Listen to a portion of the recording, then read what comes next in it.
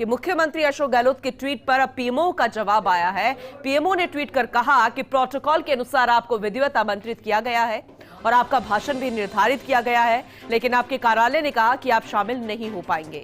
प्रधानमंत्री नरेंद्र मोदी की पिछली यात्राओं के दौरान भी हमेशा आमंत्रित किया गया है और आपने अपनी उपस्थिति से उन कार्यक्रमों की शोभा बढ़ाई है। आज के कार्यक्रम में शामिल होने के लिए आपका हार्दिक स्वागत है। विकास कार्यों की पट्टिका पर भी आपका नाम है। आपको हाल ही में लगी चोट के कारण कोई शारीरिक परेशानी ना हो, आपकी उपस्थिति को बहुत महत्व दिया जाएगा। ये इस वक्त की बेहद खास खबर, बड़ी खबर आप तक पहुंचा रहे हैं, क्योंकि सुबह हमने आपको जानकारी दी थी कि प्रदेश के मुखिया अशोक गहलोत ने एक ट्वीट किया है और ऐसा बेहद कम होता है जब ऐसा रुख जो है, ऐसा चेहरा मुखिया का नजर आया हो। मुखिया ने कहा, अशोक गहलोत द्वारा ट्वीट किया गया था कि मेरा 3 मिनट के भाषण को पीएमओ की तरफ से हटा दिया गया है और अब मैं वहां ना पहुंचकर ट्वीट के माध्यम से ही स्वागत करता हूं तहे दिल से प्रधानमंत्री नरेंद्र मोदी का, जब वो मरुधरा पधार रहे हैं। और अब पीएमओ की तरफ से जानकारी आई है, पीएमओ की तरफ से ट्वीट कर कहा गया कि प्रोटोकॉल के अनुसार आपको विधिवत रूप से आमंत्रित किया गया है, आपका भाषण भी निर्धारित किया गया है, लेकिन आपके कार्यालय ने कहा कि आप उपस्थित नहीं हो सकते हैं। और शायद ये वजह रही हो कि आपकी फिलहाल आप अभी स्वस्थ नहीं हैं, आपके चोट के कारण आपकी शारीरिक स्थिति को हम भी समझते हैं। ट्वीट के जरिए पीएमओ की तरफ से क्लियर कर दिया गया है, आपने हमेशा अपनी उपस्थिति से कार्यक्रमों की शोभा बढ़ाई है जब भी प्रधानमंत्री आए हैं और आज के कार्यक्रम में शामिल होने के लिए आपका हार्दिक स्वागत है। विकास कार्यों की पट्टिका पर भी आपका नाम है। आपको हाल ही में चोट लगी थी, इसलिए आपको कोई शारीरिक परेशानी ना हो, आपकी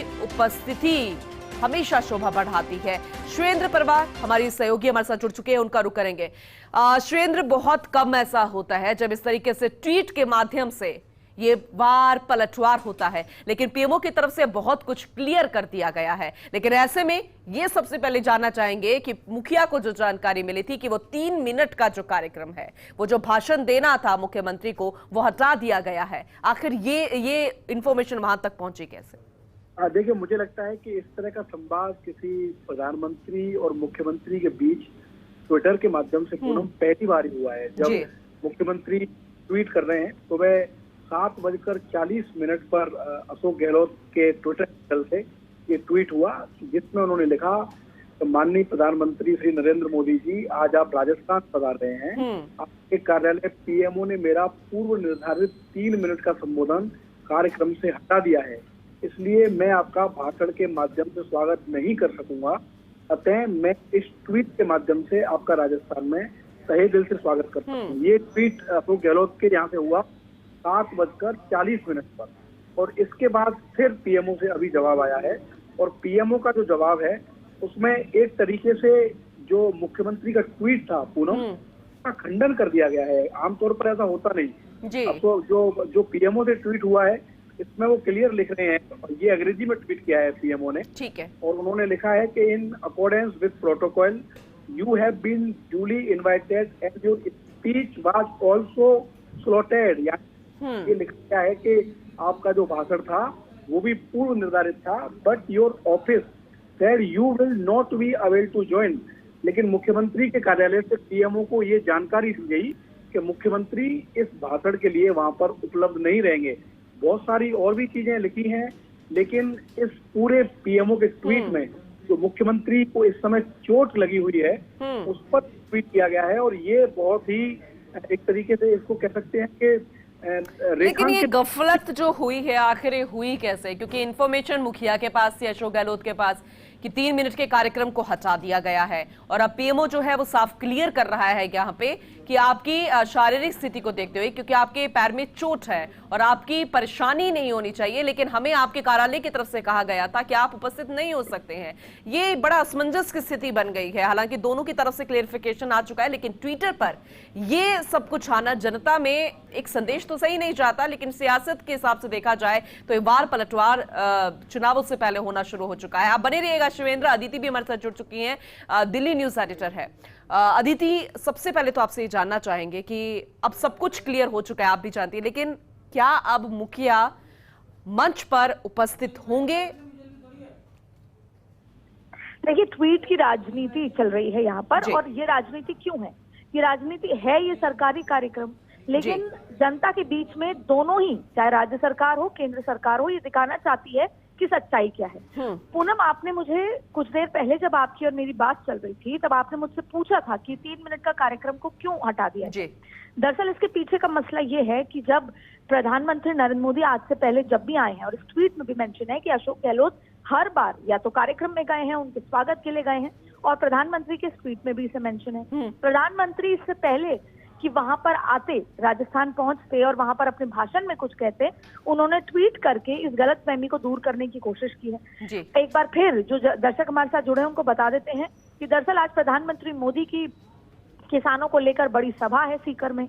वहां पर क्योंकि ये सरकारी कार्यक्रम है तो ऐसे में प्रोटोकॉल के तहत राज्य सरकार और मुख्यमंत्री को बुलाया भी जाता है और मुख्यमंत्री उनके स्वागत के लिए पहुंचते हैं। क्योंकि अशोक गहलोत के पैर में चोट आई है तो उनके ऑफिस से कहा गया कि वो फिजिकली वहां प्रेजेंट नहीं हो पाएंगे। लेकिन ऐसे में क्या होता है कि पिछले लंबे समय से, जब से अशोक गहलोत के पैर में चोट है, वो अक्सर ऐसे कार्यक्रम इसके माध्यम से सोशल, जैसे बोलते हैं कि ऑनलाइन जुड़ने के साथ उसको संबोधित करते हैं। तो उम्मीद यही थी कि ऑनलाइन जुड़ेंगे और 3 मिनट का भाषण देंगे, लेकिन क्योंकि प्रधानमंत्री कार्यक्रम में समय की भी कमी होती है और इस तरह के प्रावधानों को भी सोच समझ के किया जाता है, तो अब आप ये देखिए राजनीति ट्वीट के माध्यम से एक तरफ अशोक गहलोत ने कहा कि मेरे 3 मिनट का भाषण हटा दिया गया और इसलिए मैं ट्वीट के माध्यम से उनका स्वागत भी करता हूं, उनसे राजस्थान के लिए और भी बहुत कुछ मांगता हूं। और उन्होंने ये भी क्लियर किया कि मेडिकल कॉलेज केंद्र और राज्य सरकार का साझा प्रयोग है या फिर साझा उनकी सोच है। इसके इतर प्रधानमंत्री नरेंद्र मोदी ने ट्वीट करके कहा कि आप पहले भी इनवाइटेड थे, आप अब भी इनवाइटेड हैं और आप नहीं आ सकते हो बात अलग है, लेकिन आपका नाम उस प्लेट में भी है जिसमें जो डेवलपमेंट का है। यानी कि जनता के बीच में ये गलतफहमी को दोनों ही तरफ से क्लियर किया जा रहा है। एक कह रहे हैं कि हमें बुलाया नहीं और एक कह रहे हैं कि बुलाया था लेकिन आपके ऑफिस से मना कर दिया गया। और अब शायद राज्य सरकार की तरफ से इस तरह की उम्मीद थी कि उनको ऑनलाइन जोड़ा जाएगा, लेकिन ये प्रावधान शायद नहीं इस कार्यक्रम में हुआ। ऐसे में जहां एक तरफ 1.5 लाख की 300 बसें की गई हैं, 1.5 लाख लोगों की उम्मीद है और CR चौधरी और कैलाश चौधरी की तरफ से पूरी ताकत यहाँ पर जुटाई जा रही है, क्योंकि देश, ना सिर्फ राजस्थान, देश भर के किसानों को मैसेज और आज बड़ी सौगात दी जाएगी। वहीं प्रधानमंत्री नरेंद्र मोदी की जो ये वार्ता है, ये चर्चा का विषय पार्लियामेंट में ही बन गया है। मनसुख मांडविया इसे ट्वीट कर रहे हैं और आप देखेंगे कि राजस्थान के जितने भी भाजपा के नेता हैं या केंद्र में जो मंत्री हैं, वो सब इसे ट्वीट करके इसका मुद्दा भी होगा। और अब इस सियासत के बाद सब इस बात पे नजर गड़ाए बैठे हैं कि आज प्रधानमंत्री मोदी सीकर की जमीन से क्या कुछ कहते हैं, राज्य सरकार के लिए क्या कुछ बयानबाजी होती है। ये तमाम मुद्दे के बाद अब ये काफी रोचक हो चुका है कि दोनों ही, और फिर अशोक गहलोत ने काफी कुछ सौगातें राजस्थान के लिए मांगी हैं और ये भी लगातार सवाल उठता रहा है कि पहले भी आए तो कुछ नहीं दिया गया, अब आए तो काफी कुछ चाहिए। ऐसे में ये राजनीति अब चरम पर है और आज का दिन एक तरफ तो सदन में जो अविश्वास प्रस्ताव को लेकर राजनीति चरम पे है, तो दूसरी तरफ राजस्थान में जो आज ये बयानबाजी और ट्वीट का जो दौर चल रहा है, उससे भी राजनीति जो राजस्थान की है वो और तापमान जो उसका बढ़ गया है। बिल्कुल आपने सही कहा, लेकिन अब जरा देखिए ना, ट्विटर वॉर तो शुरू हो चुका है। अदिति, आपने विस्तार से जानकारी दे दी है, हमारे दर्शक बहुत अच्छे से समझ गए होंगे। जनता तो जनार्दन है, वो भी सोशल मीडिया पर ज्यादा वक्त बिताती है, वो समझती है। पीएमओ की तरफ से जो रीट्वीट किया गया है उसको कोच करके किया गया है, यानी कि नीचे मुखिया का भी ट्वीट है, फिर ऊपर वो जानकारी दी गई है। तो ये जो ट्विटर वॉर शुरू है अदिति, क्या ये थ्रेड बन जाएगा? क्या आगे कोई और रिस्पॉन्स आने वाला है? देखिए, दोनों ही बहुत संजीदा नेता हैं, चाहे फिर अशोक गहलोत की बात हो चाहे प्रधानमंत्री नरेंद्र मोदी की। दोनों एक तो जनता के बीच में कोई गलतफहमी नहीं रखना चाहते, यही वजह थी कि दोनों ने ट्वीट करके अपना अपना पक्ष साफ किया जी। लेकिन इसके इतर दोनों इतने संजीदा नेता हैं कि ट्वीट पे ट्वीट नहीं करेंगे, क्योंकि हो सकता है कि अब शाम तक वो इंतजार करें अशोक गहलोत। प्रधानमंत्री नरेंद्र मोदी का आज जो भाषण हो उसमें वो जो कुछ कहते हैं उसका क्लैरिफिकेशन या तो ट्वीट के माध्यम से शाम को, या अशोक गहलोत एक प्रेस कॉन्फ्रेंस भी कर सकते हैं, या फिर एक नॉर्मल मीडिया में एक बाइट देने का तरीका है। तो ऐसा तो नहीं होगा कि चुप बैठा जाएगा, लेकिन इंतजार किया जाएगा कि अब प्रधानमंत्री और क्या कुछ कहते हैं, क्योंकि ट्वीट पे ट्वीट करना दोनों की स्टेटस और दोनों के संजीदगी से मैच नहीं करता कि अब इसका कोई जवाब दिया जाए, उसका कोई जवाब। उम्मीद यही है कि अशोक गहलोत अभी इंतजार करेंगे और अशोक गहलोत अदिति, बेहद दिलचस्प भी होता है क्योंकि आपने बिल्कुल सही कहा कि अब भाषण का इंतजार किया जाएगा, उस कार्यक्रम के पूरा होने का इंतजार किया जाएगा, उसके बाद शाम तक का वेट होगा। लेकिन बड़ा दिलचस्प होता है कि जब मुख्यमंत्री अशोक गहलोत हमेशा अपनी मुखर आवाज के लिए जाने जाते हैं, वो बिल्कुल कोई कोर कसर नहीं छोड़ते। जब वो अगर गिनाने लगते हैं तो फिर प्रधानमंत्री नरेंद्र मोदी को भी नहीं छोड़ते हैं, और दूसरी तरफ अगर प्रधानमंत्री नरेंद्र मोदी को देखा जाए तो तारीफ करने से नहीं चूकते और बेझिझक वो नाम लेते हैं अशोक गहलोत का। ऐसे में ये जो ट्विटर वो रही बेहद दिलचस्प हो गया है। पूनम, सबसे अच्छी बात है कि राजनीतिक के इतर दोनों एक दूसरे से अच्छे संबंध रखते हैं, जब भी मिलते हैं एक दूसरे को ग्रीट करते हैं। और उससे बड़ी बात है कि ये दोनों वन मैन आर्मी है जी। अशोक गहलोत राजस्थान या कांग्रेस में वन मैन आर्मी की तरह है, या आज की तारीख में वन मैन आर्मी की तरह पूरा चुनाव हैंडल कर रहे हैं।